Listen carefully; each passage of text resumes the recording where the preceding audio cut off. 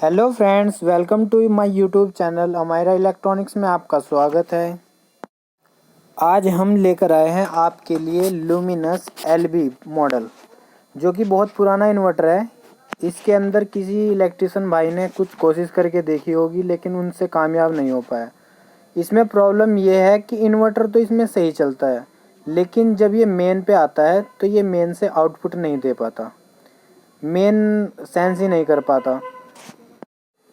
जब तक भी चलेगा सिर्फ इन्वर्टर से ही चलेगा, और ये इन्वर्टर बैटरी लो कर देगा और चार्जिंग भी नहीं कर पाएगा बैटरी को। अब हम देखते हैं इसके अंदर फॉल्ट क्या होता है। ये इन्वर्टर आउटपुट तो निकाल रहा है, लेकिन मेन सेंस नहीं कर पा रहा है, यानी कि चेंज ओवर जो प्रॉब्लम होती है ना, वो प्रॉब्लम है इसके अंदर। ये चेंज ओवर नहीं कर पा रहा है। जब तक चलेगा सिर्फ इन्वर्टर से ही चलेगा, ये मेन को नहीं सेंस कर पा रहा है। देखते हैं क्या प्रॉब्लम है इसके अंदर। जो इसके अंदर प्रॉब्लम है वो कार्ड को खोले बगैर तो हो नहीं पाएगी, तो इसलिए इसका कार्ड ही खोलना पड़ेगा हमें। अब मैं ले लेता हूँ 8 नंबर की गोटी, जिससे कि मेरा नेगेटिव वाला पॉइंट खोल लेता हूँ मैं इसका। ये हमने खोल लिया है यहाँ पे नेगेटिव पॉइंट। अब मैं लेता हूँ 7 नंबर वाली गोटी। ये 7 नंबर की गोटी से मैं खोल लेता हूँ इसके हीट सिंक के पॉइंट। जैसे कि आपको दिखाई दे रहे हैं, ये ट्रांसफार्मर वाले जो 2 पॉइंट होते हैं हीट सिंक के ऊपर लगे हुए हैं, 7 नंबर के बोल्ट। अब हम एक के बाद एक इनके जैक निकाल लेंगे। ये वाला जो जैक है हमारा पॉजिटिव वाला जैक है। ये हमारा ऑन ऑफ स्विच का जैक है, जिससे कि हमारा इन्वर्टर ऑन ऑफ होता है। और ये वाला जैक है हमारा एलईडी का, यानी कि डिस्प्ले पैनल का।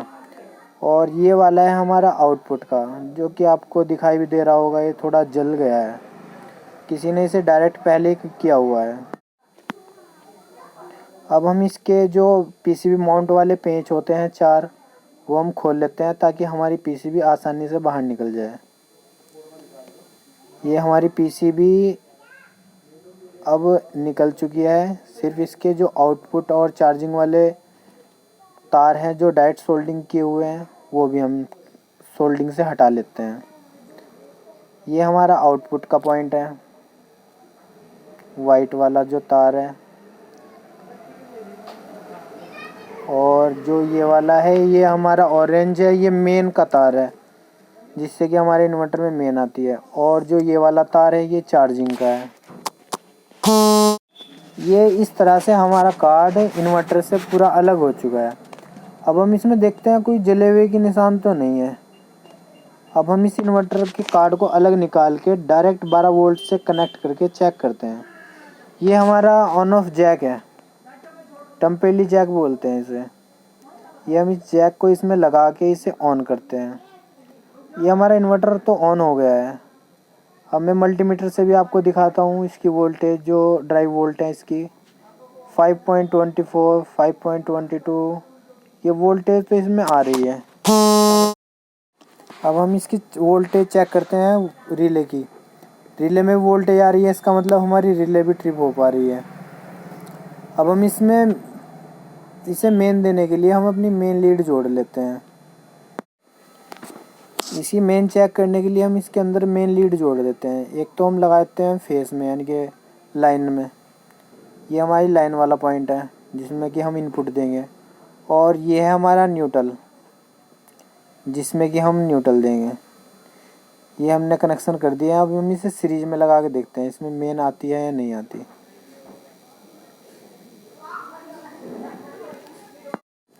ऐसे आपको पता नहीं लग पाएगा कि मेन आ रही है या नहीं। इसमें मैं आउटपुट में इसका एक बल्ब जोड़ देता हूँ, एलईडी बल्ब, जिससे कि आपको पता लगता रहे कि आउटपुट वोल्टेज आई या नहीं, यानी कि इसने मेन को सेंस की या नहीं की। मैं इसे डिमर से लगा लेता हूँ, ताकि वोल्टेज कम और ज़्यादा दोनों पे चेक कर सकूँ। ये मैंने वोल्टेज दी है इसे 200 वोल्ट। 200 वोल्ट पे तो ये मेन को पास कर रहा है, मतलब मेन ले रहा है। लेकिन अगर थोड़ी सी वोल्टेज ज़्यादा कर देता हूँ, यानी 220 के आसपास कर देता हूँ, तो ये मेन छोड़ देता है। तो यही प्रॉब्लम है इसके अंदर। ये अगर वोल्टेज 200 से थोड़ी कम होगी तो ये मेन ले तो लेगा लेकिन चार्जिंग बहुत स्लो करेगा। और अगर 220 या 222 वोल्ट के आसपास में वोल्टेज कर दूं तो ये उस पर मेन नहीं पकड़ पाता। आप ध्यान से बल्ब की तरफ देखें, जैसे ही मैं वोल्टेज नॉर्मल करूँगा तो ये ऑटोमेटिक मेन को सेंस कर लेगा, और जैसे ही मैं थोड़ी सी वोल्टेज बढ़ाऊँगा तो ये ऑटोमेटिक मेन छोड़ देगा। अब मैं इसकी वोल्टेज चेक करता हूँ कहाँ से कहाँ तक आ रही है। जैसे कि मैंने ये न्यूट्रल, एक तो नेगेटिव पे न्यूट्रल पे लगाया, एक प्रोब मल्टीमीटर की, और एक लगाई फेस पे, तो हमारी ये वोल्टेज 220 यहाँ पे आ रही है, लेकिन ये मेंस नहीं सेंस कर पा। और स्टेप बाय स्टेप में इसकी वोल्टेज चेक करता हूँ कहाँ से कहाँ तक आ रही है।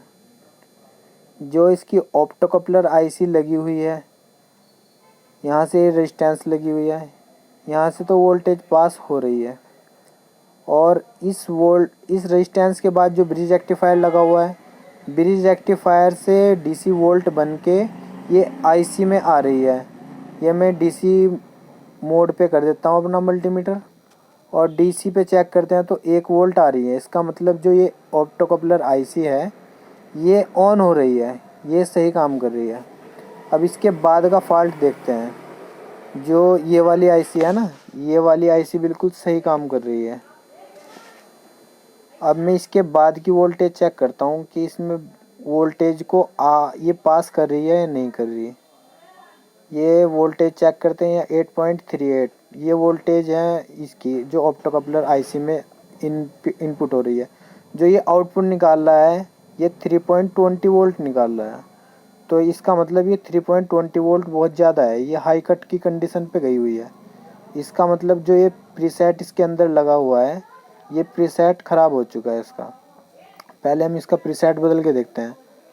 ये प्रीसेट है, अगर ये प्रीसेट बदल के हमारा काम चल गया तो ठीक, वरना फिर हम आगे का प्रोसेस फिर आगे की वीडियो में बनाएंगे।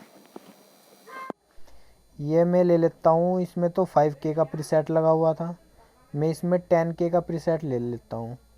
इस पे प्रीसेट पे लिखा हुआ है 103, यानी कि 10K का प्रीसेट है ये। अब इस प्रीसेट को मैं लगा के देखता हूँ, इसमें सोल्डिंग कर लेता हूँ। अब ध्यान से देखिए, मैं ये इस प्रीसेट को लगा रहा हूँ, जहाँ से मैंने वो निकाला था उसी जगह मैं इस वाले को भी लगा रहा हूँ। ये मैंने लगा दिया यहाँ पे, और अब मैं यहाँ पे इसकी उल्टी तरफ से सोल्डिंग कर लेता हूँ। ये मैं सोल्डिंग कर लेता हूँ इसे।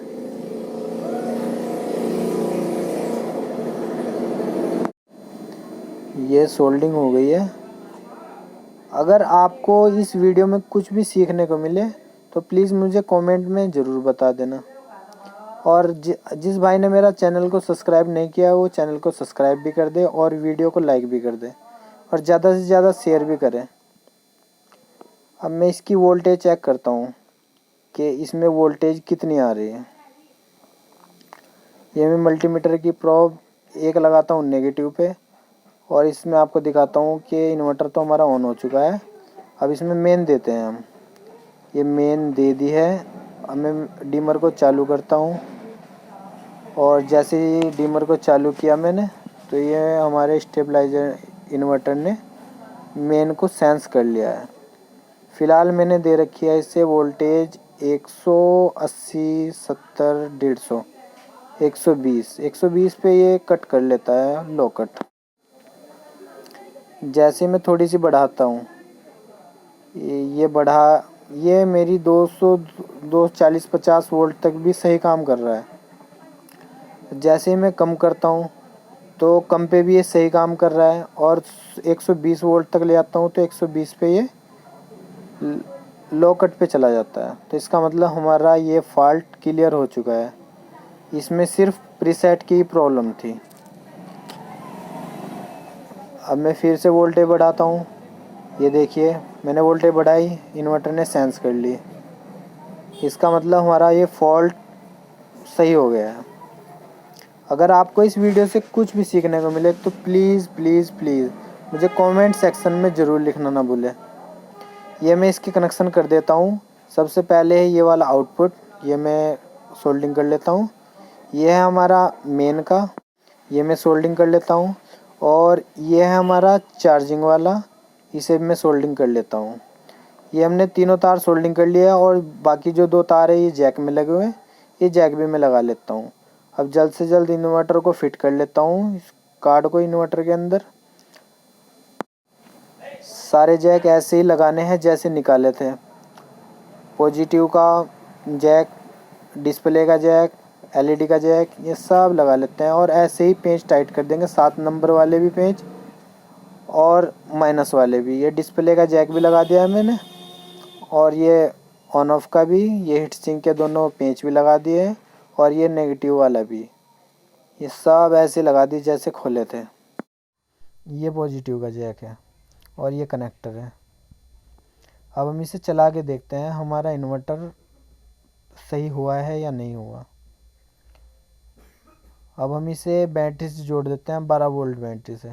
हम एमसीबी उठाते हैं, ये देखते हैं हमारा इन्वर्टर ऑन हो गया है। अब हम इसमें आउटपुट लगा के चेक करते हैं आउटपुट दे रहा है या नहीं।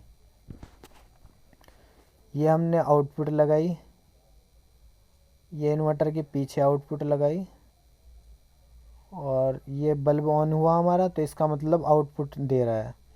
अब हम इसे डायरेक्ट मेन देते हैं 220 वोल्ट।